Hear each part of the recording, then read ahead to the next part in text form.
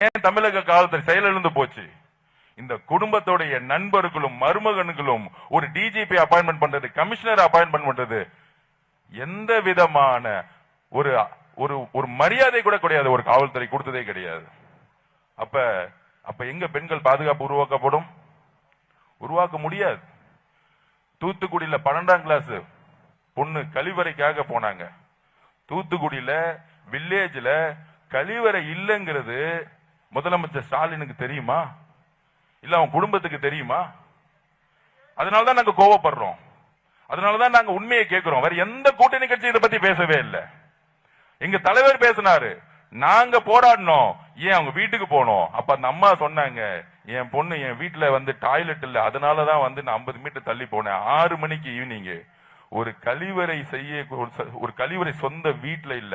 இதுதான் தமிழ்நாட்டில் இருக்கக்கூடிய எல்லா கிராமப்புறத்தில் இருக்கக்கூடிய மிகப்பெரிய பிரச்சனை. ஆனா திராவிட 2.0 பொய்யா சொல்லிட்டு இருக்காங்க.